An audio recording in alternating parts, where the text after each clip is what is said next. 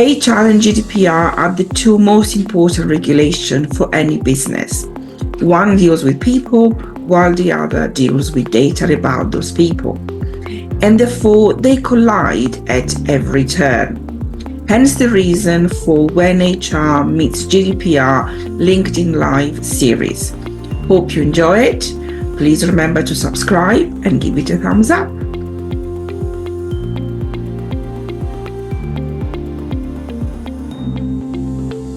Welcome everyone to the 8th of our When HR Meets GDPR session. Today's topic is new starters. Now, for those of you that have attended our previous sessions, you're very familiar with the fact that both Julie and I strongly believe in generating awareness and educating businesses in HR and GDPR regulations, as both of these regulations deal with people and data about people. And so there is great synergy between them. I would like to take this opportunity to remind everyone to please use the comment in the LinkedIn to send us questions, feedback, and suggestions, which are extremely welcome. If there is anything in particular that you would like us to know more about and would like us to cover, please let us know. And again, you can submit your questions at any time throughout the session, again, using the comments. We will keep an eye on them and we will pick them up at the end, time permitting. If not, we will come back to you afterwards, again, through the comments. Okay, so let's begin. So today's session is about new starters. For those of you that are joining us for the first time, Julie, would you like to introduce yourself? Yeah, of course. And good morning to everyone on this amazingly spring day that's beautiful. Not that I'm a spring summer person at all. So in terms of introductions, I'm Julie. I'm the founder of Apiary Solutions, which is a HR consultancy and coaching service. I'm a chartered fellow for the CIPD and also an accredited coach. So I work with small and medium-sized businesses who are seeking to outsource their HR or need a bit of extra support.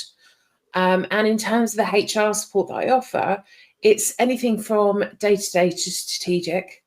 But for me, it's about providing people solutions. And as a leadership coach, I work to empower individuals and teams so that they can achieve their goals using a variety of methods, including NLP and motivational analysis. So as Cristina said, for me, it's about empowering and enabling businesses and individuals to achieve what it is that they're wanting to achieve, whether that's through HR or through coaching.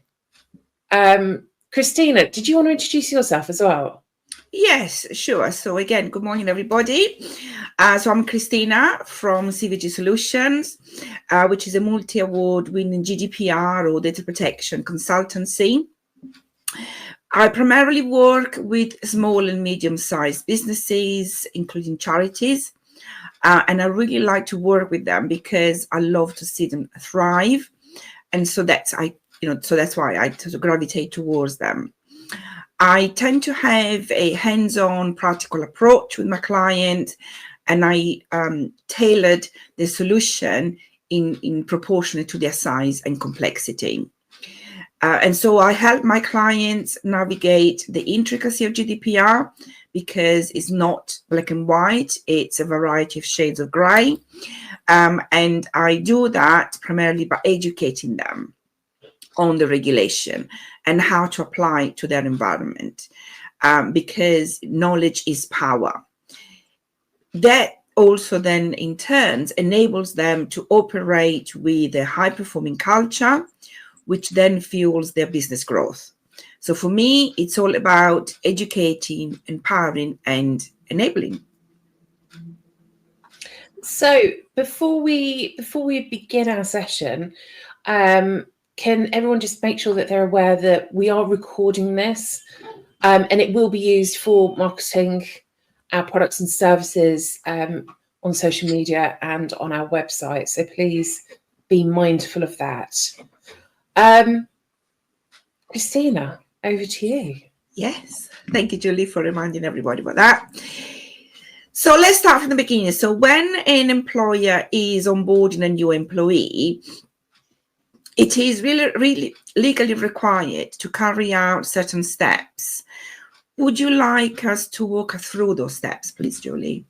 Yeah, of course. And I think the joys of new starters is, depending on the organisation, the requirements of that organisation,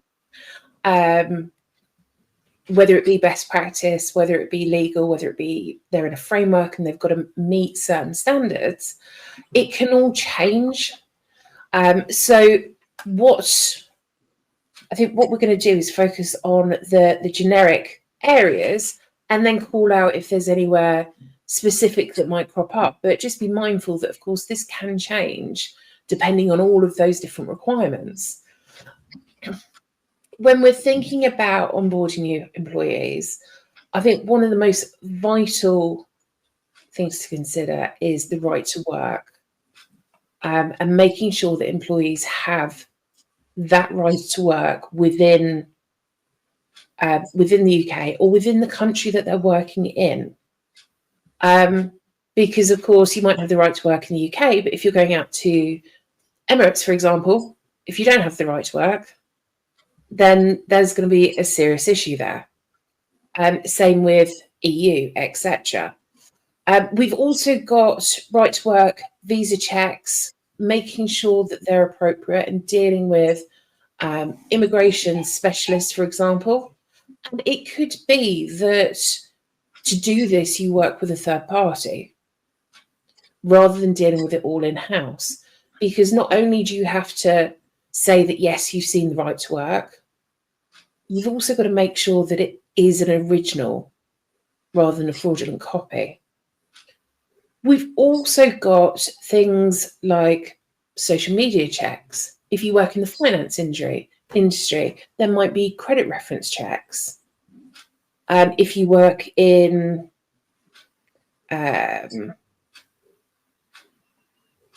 social media areas, again, there might be the social media checks. There might be security checks, depending on the type of role that you have.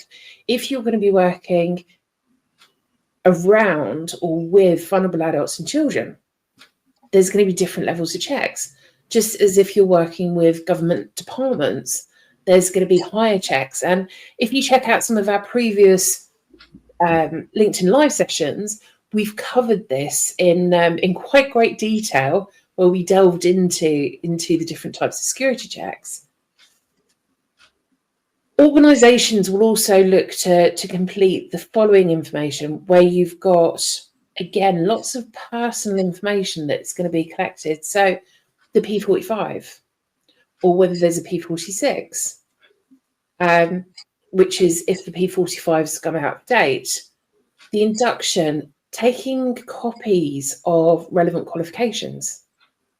And again, you might need to do this for best practice, for frameworks, or for proving that that person actually has the right qualifications to do that role. Let alone, we've got best practice size of setting up probation plans and setting that person up for success. So throughout all of this, there's so many different areas of data that's coming through. Just getting someone to start with you, let alone the fact we've got reference checks and we're contacting previous employers or friends, depending on how you want to do it. And again, with reference checks, you can choose to go back 2 years, 5 years, to previous employers, X number of previous employers. Again, and that will be dependent on the type of industry you work with to what's best practice in there. So lots and lots of data and steps to follow. Indeed. And as you pointed out, we do cover DBS checks and all of the security clearance checks in a previous LinkedIn Live. So you can access that through LinkedIn or also on our YouTube channel. And you can watch it in your own time. So I just wanted to add here, you mentioned something really interesting, Julie, where you said that sometimes you might need to bring in third parties to do these checks. And so what I wanted to sort of bring to the table is that it's really important to establish the roles in terms of who's the controller and who's the processor. So, so at first glance, it might lead to the conclusion that the employer is the controller and the third party that is performing this check is the processor. However, in my experience, and I'm not saying that this is the case in every situation, so this is why it's important that you carefully analyze the setup in your situation. The third party is a specialist in these kind of activities, and they tend to follow their own processes. They tend to determine the data that they need to use, where to store it, how to retain it. In some instances, they might actually approach directly the individual, so the new starter. So the employer is kind of outside of the process. They only get a final report, but it's minimum. So in this scenario, the third party would be a controller. So there is a controller-to-controller relationship, and this should be clearly documented in any legal binding agreement between the two parties. So just wanted to add that there. Julie, I suppose it is also important to cover what information is collected for the purpose of these checks, and how it is shared internally within in other members of staff, but also externally. Yeah, completely. I just wondered before I answer that question, Sure.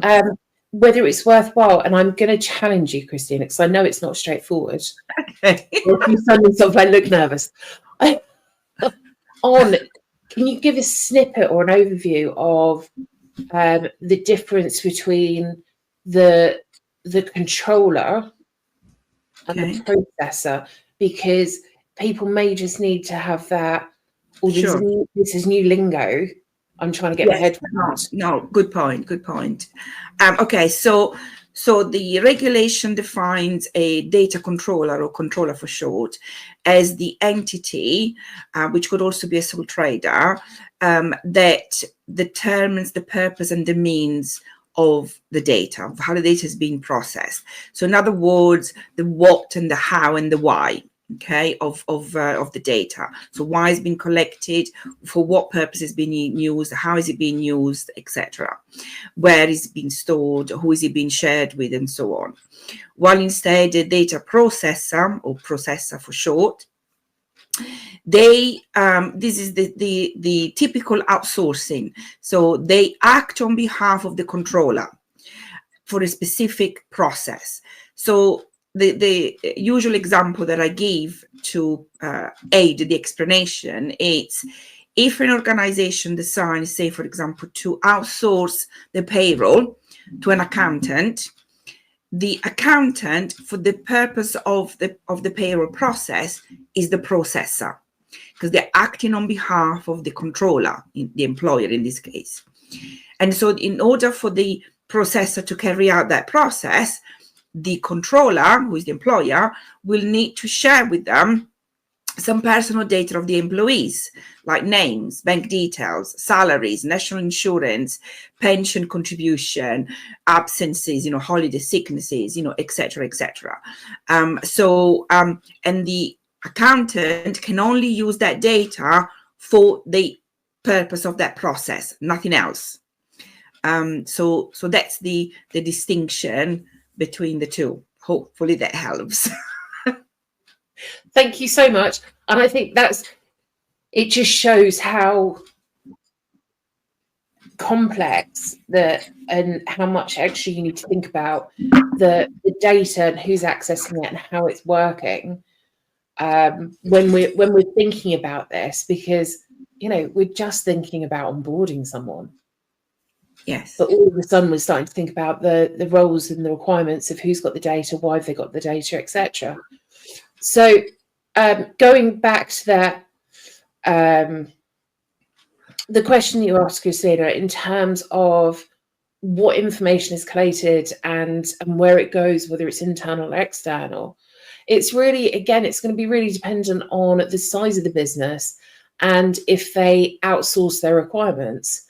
For example, you may have a large organisation that has payroll in-house and HR in-house, but we may have smaller businesses that actually push all of that externally to consultants and other businesses to process.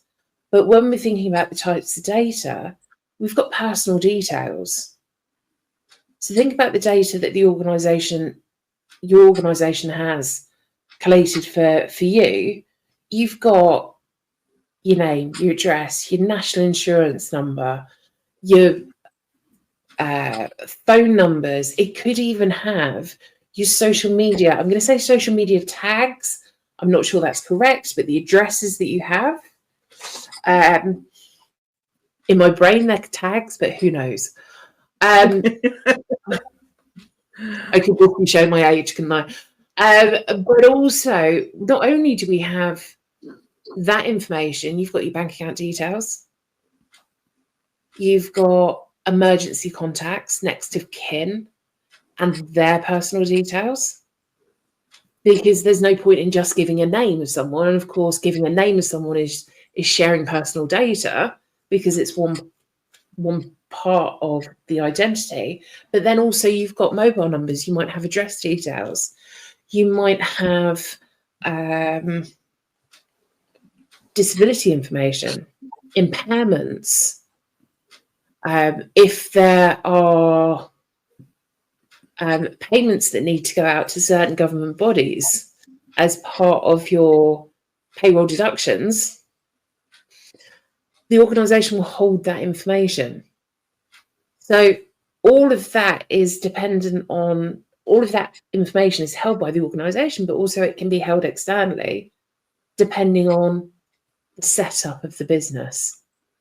We've also got to include in there your auto enrolments, your pension information, apprenticeship levies, anything like that.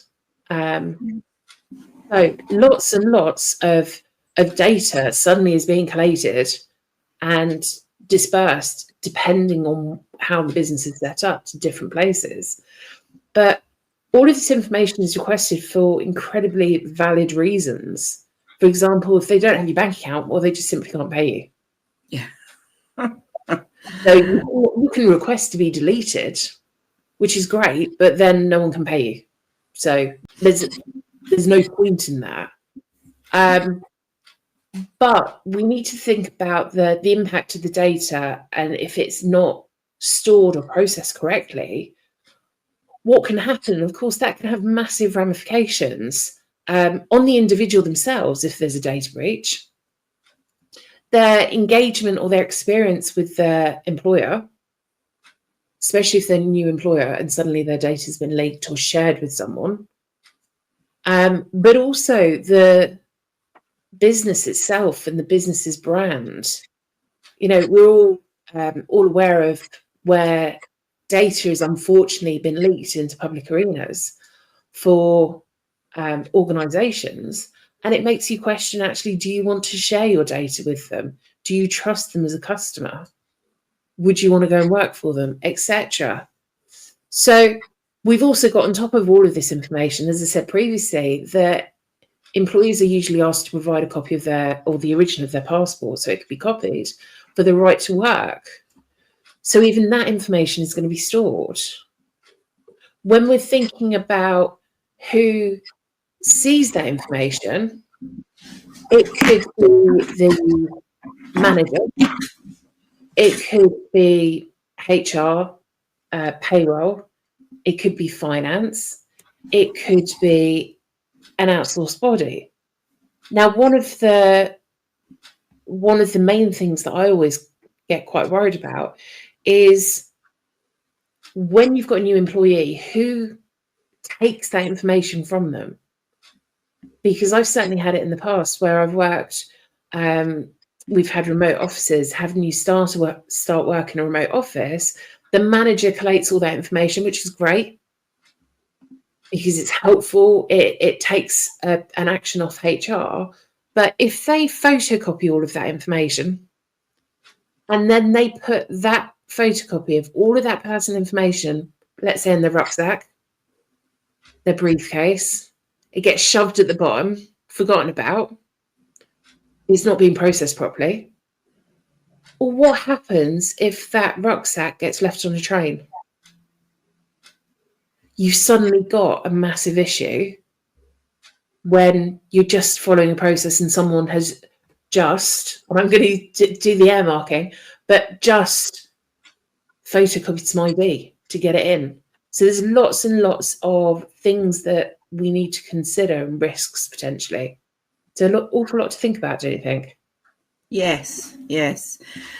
And so that actually, brings me to, sharing the data. So, when you're sharing data or collecting data, it's really important to tread with caution. So you think of your processes. So the one that you've just sort of highlighted, the manager collects the data, take photocopies, and then puts them, in their rucksack.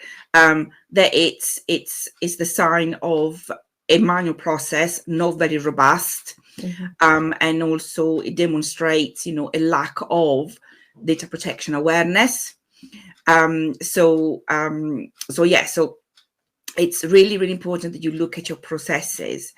And so maybe instead of photocopying, it could be scanning the document, and then so that it goes straight into, an electronic filing system. So the risk of the document in the rucksack going missing, it's reduced. But also think of, so when you are sharing data internally in particular, if you can avoid using emails, simply because you could be sending the email to the wrong individual. We've all done it, because you've got the auto predict or whatever it's called that predicts the email address. So perhaps use a sharing platform like, I don't know, SharePoint or Google Drive or whatever else that you have, so that not only you avoid, someone else that is not supposed to receive it, receiving the data, but they also provide you with access rights that can be restricted. And so that only those that are authorized to access the data, they're the only one that can do that. And also because access should be role-based rather. If you're sharing the data externally with third parties, is it possible for them to have access to the shared environment, just to a particular folder, for example? So again, explore that. If not, and email is the only option to share data, then make sure that you check and double check that you're sending it to the right address. Number one. Number two, protect the file or document with a password, and then set the password to the recipient in a different, by a different mechanism or in a separate email, without entitling, the email passwords.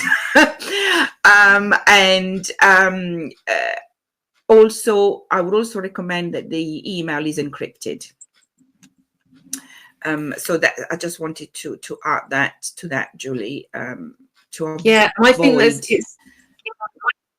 there's such important points there.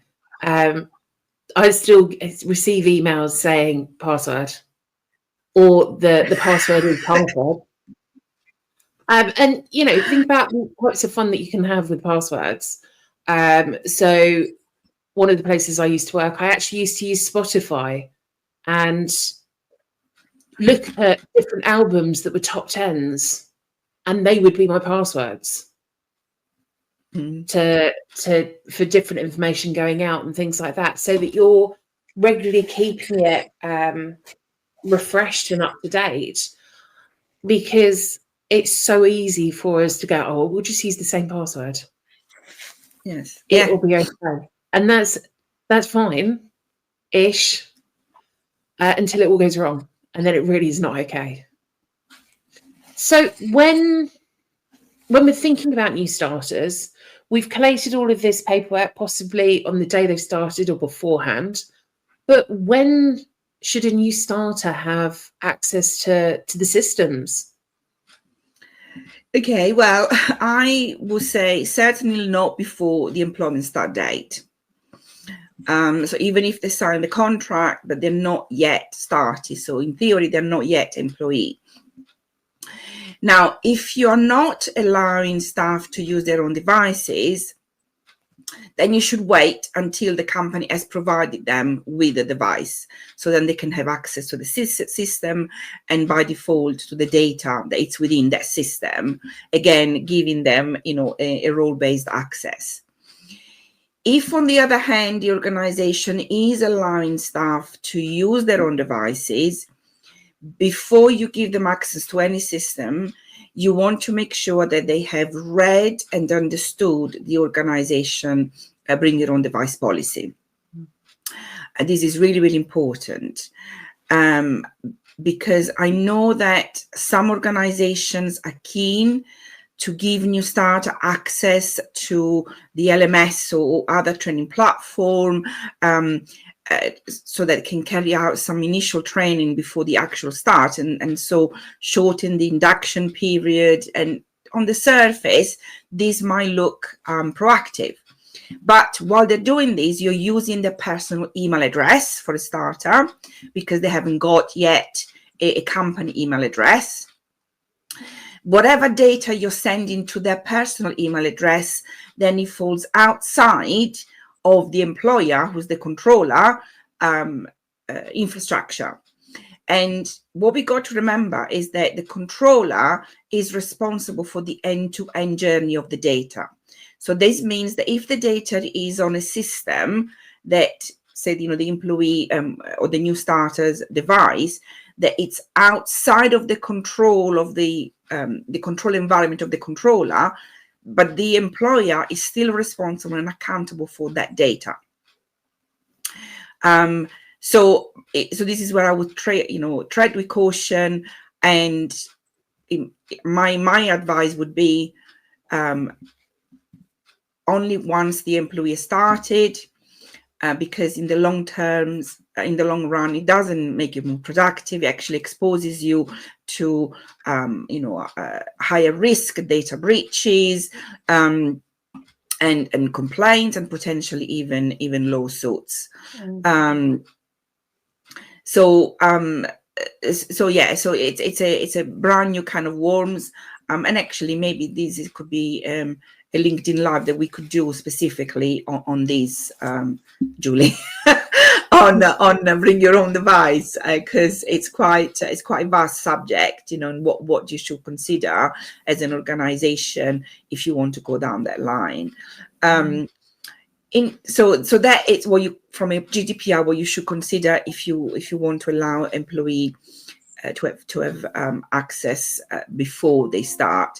But what about from an employment legislation perspective, Julie? Is there anything there that the organization should consider in terms of allowing new starters access to the system prior to actually the commence date?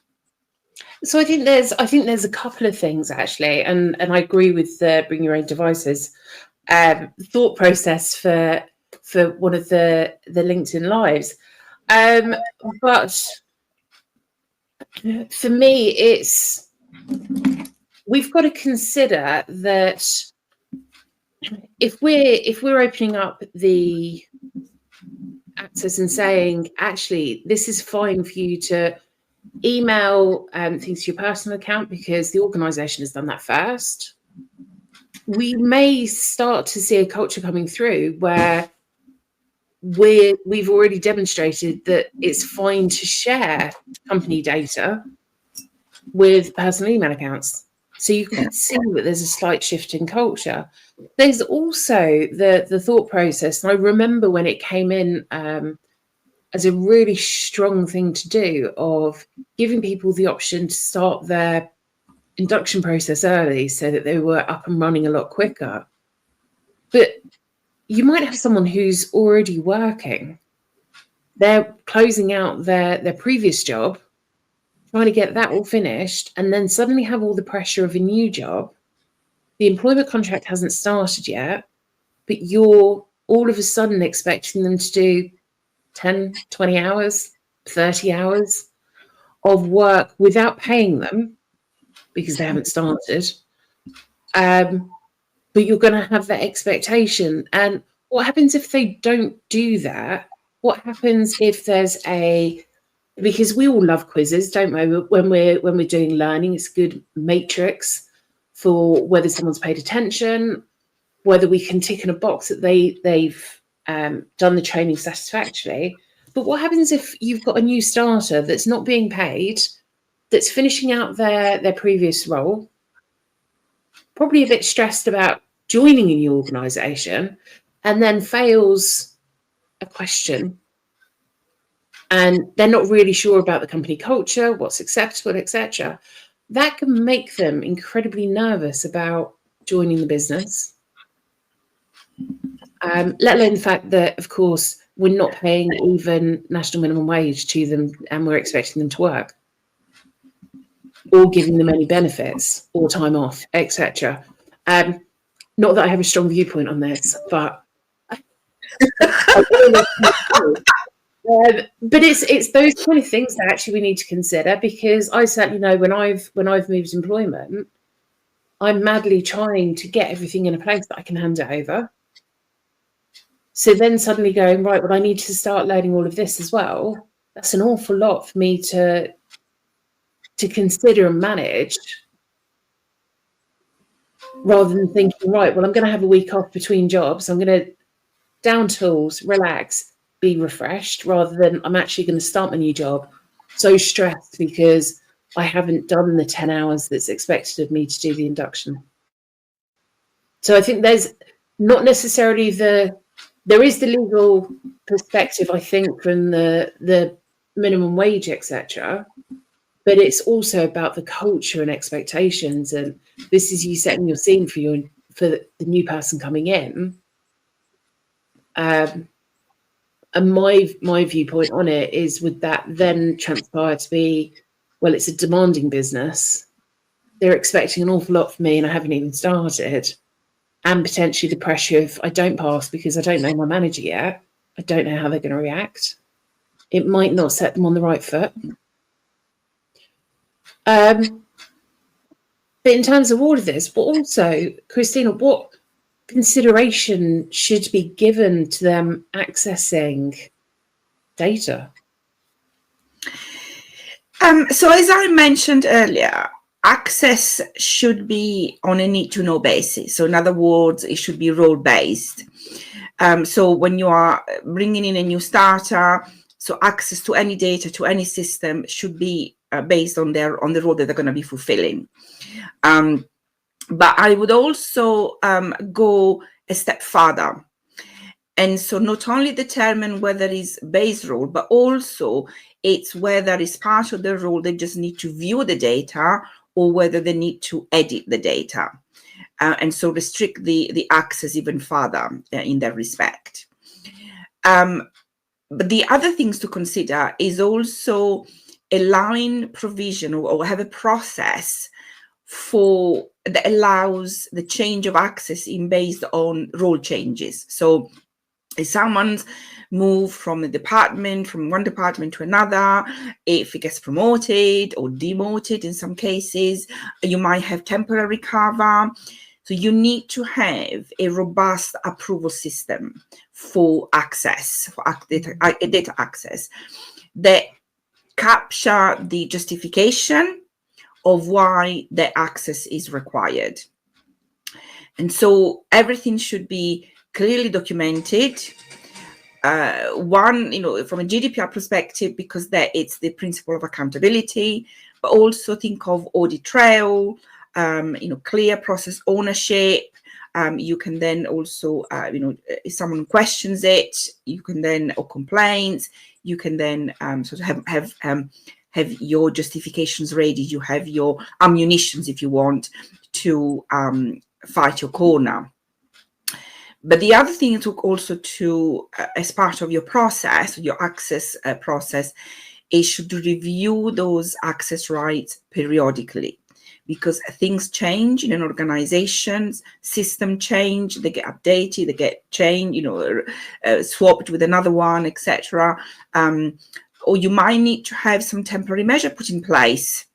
This reminds me of a case that happened with the NHS, and I can't remember which NHS it was, but basically this happened during COVID, where, because obviously there were, people were working remotely, so a group of a team of staff, they created a WhatsApp so that they communicate with each other, and obviously share certain patient data, and then later on after COVID, so this was supposed to be a temporary, communication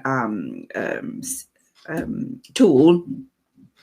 And so, and then after COVID, they continued, using these, and then someone else who added to the group. But this additional person wasn't, as part of their role, they were not really authorized to see the data that was being shared in the group. So this was a data breach for a starter, but this goes to demonstrate the importance of having a clear process access authorization that is robust, that has its justification, so that instances like these or incidents like these do not happen. And you don't have staff going off on by themselves and creating communication tools without going through that proper process of authorization, because remember what I said earlier, the controller, so the employer, is responsible and accountable for the data, even if it's outside the system of the employer. And so, by doing that, the employee is putting the employer at risk, but also the employer then is accountable for any potential lawsuits or data breaches. So it's quite important that any organization has that nailed down. Cristina, I think that's a great point as well about people moving internally. Yes. Because a lot of the time I've seen, oh, well, they've just moved, so we don't even need to consider the fact that they need to stop having access to this information and start having to this. It's much more of a case of, well, they can just have access to even more information. But of course, they don't need that. And what can happen with that is that instead of them following the right processes to request information, oh, well, I'll just have a quick look. I'll just look into this information. Previously, an organisation where I worked, we had payroll and HR as one team. And so payroll could see a lot of information. We went through and separated the two so that actually the only information that payroll could see was information that was relevant to that team, rather than seeing everyone's history, everything else that we had on file that's not relevant. But even in situations like that, you need to think about who has access to that information. And how sensitive it is and how appropriate it is to be able to access it. So I just wanted to highlight that I think that's such a relevant point. Yes, I mean, when I used to work at EDS, we had a really robust process for granting access to various areas of the system. We had SAP, which is quite complex, but you as the employee, if you needed additional access to the system, you would submit a request, which would then go to IT. IT would then go through the process, going through with your manager, to really capture the justification of why the access was needed. And in some cases, it needed to go above your manager for approval, depending on what it was. So it was quite robust. You wouldn't just get access just like that, it would take at least, a few days for that to come round, and then, IT would then grant it if it went through the correct level of approval and it was approved. That was, a large organization. So they had to have this really, red tape kind of process. But, I'm not saying it has to be that complicated, but you do need to have something in place. So that access is not just given nilly-willy at every turn. Yes. So Julie, as part of the onboarding process, obviously, there are some training that new started is required to undertake. I know I've done quite a few, and every time I started a new role. Can you take us through some of those? Yeah, of course. So again, this is going to be really dependent on the organisation, and I think as we said throughout, and how we often approach it, is that it's going to be really dependent on the size of your business, to what you're going to be able to do, what you need to be able to do, etc. So we've got things like the ISO, which is how you process the information, your health and safety and compliance. Of course, health and safety is a mandatory one for absolutely everyone under the sun. The joys of DSE and moving and handling are still there. They will always be there. That we need to do. And of course, some of this training will be continuous throughout an employee life cycle. But of course, it's really good to start on the right foot and get everyone trained as soon as they join the business. We may also find that there's training on confidentiality, because what is confidentiality to one person is going to be completely different to another. And what you hear when you're in your business, in your role, you may think, oh, that's confidential. You may just think, oh, well, I'm just being told it so I can tell Joe Blogs. One of the major things that I do with leaders is sit down and get them to think about, actually, when they're hearing information, are they hearing it to share it, or are they hearing it because they need to know it for their role, but it's not to be dispersed throughout the business? Because there's a different mindset in those. We've then got things like security. And of course, it could be IT security. It could be not leaving things on the printer, which again, we're all probably guilty of. Or it could be security to the building as well. Again, depending on your location of work and the type of work you do. We've then got specific training to the role and to the business, but then things like the disability equality training, making sure that everyone is on the right or the same level when thinking about how to talk and interact with individuals. We've got the worker protection, so the anti-harassment that came in October last year, making sure that people are trained on that, because of course, for that one, employment tribunals can award an additional 25% to the individual if the cases are founded. We've then got social media training. What should go on social media?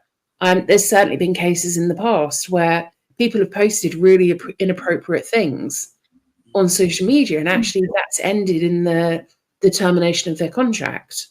But in order to do that, we need to be able to put that line in the sand and say, this is appropriate, this isn't appropriate. I think the one that springs to mind is where someone said, I think it was on Twitter, that they were late for work because they'd been involved in a hit and run, which was absolutely horrific. And the fact that they posted it on there and that they'd been involved and not stayed resulted in their dismissal. Wow. Let alone the fact that, are they putting posts up that aren't appropriate for the business or the type of sector that they're in? We've then got, of course, the most important, GDPR compliance. Getting that one in there. But we've also got things that will come through, such as active shooter training.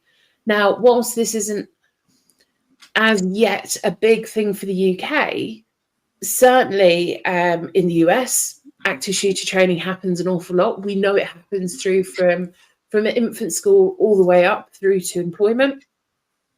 But we are starting to see organisations train individuals in the UK on active shooter training and what to do if this was to happen. Now, all of those different things, let alone the code of conduct, behaviours, etc., are trainings that will come in. In terms of making sure that the training is completed, because there's one thing saying, yes, we're adhering to the standards that you've set, dear framework person. We also need to show that they've been completed, that they're measured, etc. So it's not just about holding the training, it's then about how do you capture that someone's done it, when they've done it, so that you can do the renewal, but also how successful they have been. So that could be those questionnaires that I was talking about previously, surveys, etc., where you are actually able to show that people have fully understood, rather than it just being a tick in the box. So there's an awful lot of things, again, to consider when we're thinking about, well, just doing a bit of training. Yeah, training is really, really important for, as part of the induction for any new starter. And then there is quite a lot to be achieved and to be done. And again, depending on the size of the organization, but it could be as long as 3 months.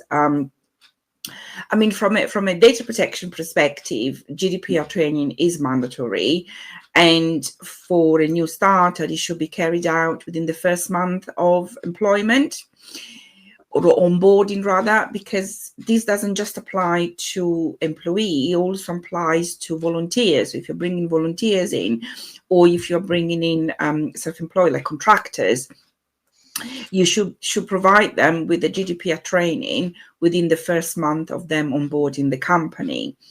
And so it absolutely needs to be part of the induction process. What I've noticed is that organizations tend to achieve these via online courses through, for example, the organization LMS, or from external online training providers. And the reason why they do this is because A, is the cheapest method, both in terms of cost and time, but also going back to what you were saying earlier, Julie, about capturing whether it's been done, how it's been, measuring it, etc. The online allows you to do that. But you need to watch out because to ensure that the quality or that the training material is relevant and accurate. Now, I cannot begin to tell you the amount of GDPR online training that I've come across that it's inaccurate, even if it's from reputable providers. It's just unbelievable. Okay, so you need to give priorities to providers that offer training that has been developed in collaboration or by a GDPR specialist, or consider creating one in-house. So you could create a video that, and then provide them with like a quiz, for example, that you can, once you've developed it, you can reuse time and time again. And then you just need to update it once in a while. And you could create this video in collaboration with a GDPR specialist, and you could do that under a perpetual licensing agreement. So you pay for the time that the specialist spends with you in creating the video, but then they grant you a perpetual license. So it means that you can use it internally for forever. So by doing that, not only you ensure that the material is accurate, but also that is bespoke to your business. And so by doing that, it will be more effective, as staff will be able to relate to it, and therefore more likely to apply what they've learned into their daily activities, which is often the issue with the online training. They do the training, they do the quizzes, yes, pass 90%, but they don't actually apply it to their work. They come out of the screen and they've forgotten what they've learned. So really shop around and really do your homework. So the last thing that you want is for your employee to have incorrect GDPR knowledge, as these will then impact your compliance and actually will expose you to breaches and complaints, really. So it's really important that you spend time in looking at the right training for your organization. One of the clients I was working with, they were nursing home, and they used an online GDPR training, which was done from the perspective of the nurses, so the carers, the nurses and the doctors, which was fine for the nurses and the doctors, but you also had an awful lot of people working in the offices. So what they were learning was not relevant to them. And so they didn't have that, two separates, one for the sort of hospital side, if you want, of the staff, and then the office side of the staff. So it's something that they could relate on. And the office people, they were actually quite frustrated and complaining about that. So you need to think of that. Was there anything else you wanted to add to this, Julie? No, I don't think so. I think it is. It's apart from reiterating the importance of making sure that the training is relevant. It got me thinking about some active shooter training that I was looking at, and it was the opening scene was tanks coming over the hill with American flags. Now, to circulate at that in the UK, people are going to switch off automatically. Whilst the purpose of the training is really important, actually how you're selling it, how it's coming across, the actual information that you're sharing is so vital to get that interest, to see how people can use it in their day-to-day. So yeah, it's just really to second that. Yeah. So to wrap it up, because I'm conscious of time, just wanted to cover the last point. So as part of the onboarding process, the employer collects a bunch of personal data from the new starter. You've mentioned some of them earlier on as well, Julie, but is there anything else that the employer collect at this stage that we should talk about? Yeah, I think there's a couple of things, and of course this isn't an exhaustive list, because depending on the individual, of course, there's going to be different types of information. But if we consider disabilities and impairments, we may collect information from individuals on that before they start, to think about, well, risk assessments, reasonable adjustments. What do we need to put in place in order to support that individual coming into the business? So that then takes that data on a bit further for who we're having that conversation with within the business. If we've got individuals that need medication stored on site, is it that we need to talk to a facilities team? If they have epilepsy or they're going to have seizures, etc., do we need to let the first aiders know? And how we do that with that person's consent, because some of the times people can be absolutely fine with sharing the information. Other times, especially if it's an early diagnosis, it can be quite a imposing action that all of a sudden we need to tell the world and the dog. But also things like I've had new starters coming through that are going through gender transitions, and understanding actually how we can be supportive to them, what they want us to share with the teams, so they're not greeted with a barrage of questions on their first day or on their fifth day, because you want that person to be successful. So I think for me, it's when you're receiving any of that type of information, having that conversation. If it's not you, the manager, the HR professional, the person who's used to having these conversations with that individual, to work out the best way that the data is going to be shared, who it's going to be shared with, and why on earth you need to share it. Because, of course, it is personal information. So, Cristina, I didn't know if you had anything. Yes, just wanted briefly to just add that when it comes to EDI, so quality, diversity and inclusion data, which organizations are keen to collect, and there is obviously a good reason for collecting that information, you also need to be watchful. So you need to make it very clear to your new starter that providing this information is totally voluntary. Unless obviously their medical situation or disability, it's relevant. But they are under no obligation to provide you with this data. Organization also should collect this data wherever possible after the employment contract is signed, so that the provision of this data is not influenced by whether the individual will get the job or not, if that makes sense. Because if you're using consent, then otherwise it would be coerced and therefore invalid.